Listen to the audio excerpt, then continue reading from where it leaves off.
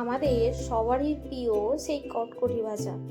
আমরা ছোটবেলায় কতই না খেয়েছি এই কটকটি ভাজা। আমাদের এখানে তো এটা কটকটি ভাজাই বলে, তবে এটা অনেকেই খাস্তা গজাও বলে।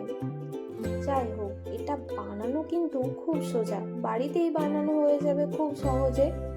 আর এটা প্রায় মাসের পর মাস আপনারা স্টোর করেও রাখতে পারেন।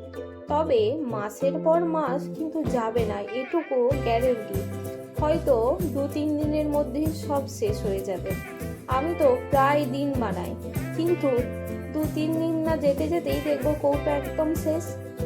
প্রথমেই আমি এখানে নিয়েছি 2 কাপ ময়দা, হাফ চামচ নিয়েছি নুনটা কিন্তু পরিমাণের থেকে একটু বেশি দেবেন, তাহলে নোনতা নোনতা টেস্ট হবে। দিয়েছি 2 টেবিল চামচ চিনি, কালো জিরে এবং 1 টেবিল চামচ ঘি, আর দিয়েছি এখানে হাফ কাপের মতো দুধ।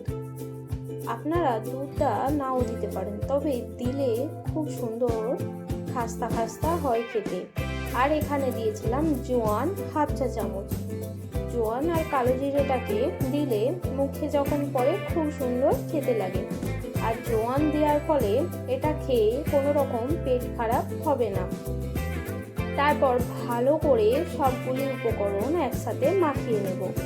মাখিয়ে নিয়ে অল্প অল্প করে জল দিয়ে একটা শক্ত শক্ত ডো বানাবো।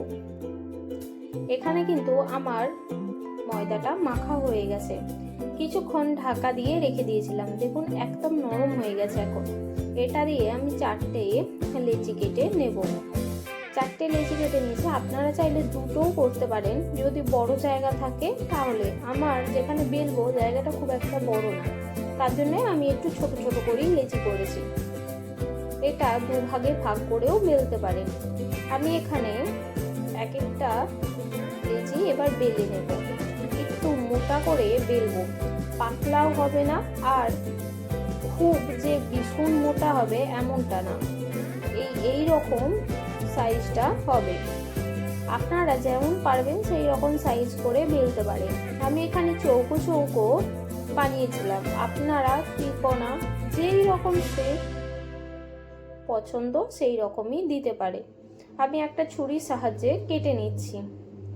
এইভাবে চৌকো চৌকো করে আমি সবগুলি নিমকি বানিয়ে নেব। তবে এটা নিমকির থেকে মদন কটকটি কিংবা এমনি কটকটি কিংবা খাস্তা গোজা এগুলোর নামটাই বেশি শুনেছি। আমার তো এটা খুব পছন্দ। এই শীতকালে চা বা কফির সাথে সন্ধ্যাবেলা খেতে অসাধারণ লাগে। একবার অবশ্যই বাড়িতে বানাবেন। এই শীতকালে চা কফির সাথে সন্ধ্যাবেলা বসে খেতে কিন্তু অসাধারণ। আর বাড়িতে গেস্ট আসলে তো আর কিছু লাগবেই না। আর 25শে ডিসেম্বর সবার জন্য কিন্তু এটা স্ন্যাক্সে বানাতে পারেন, সেটাও কিন্তু খুব ভালো একটা আইডিয়া। আমি এখানে প্রত্যেকটা এই রকম মোটা মোটা করে লেচিটাকে বেলে আমি চৌকো চৌকো করে কেটে নিয়েছি। দেখুন খুব একটা মোটা নয়, আবার খুব পাতলাও নয়।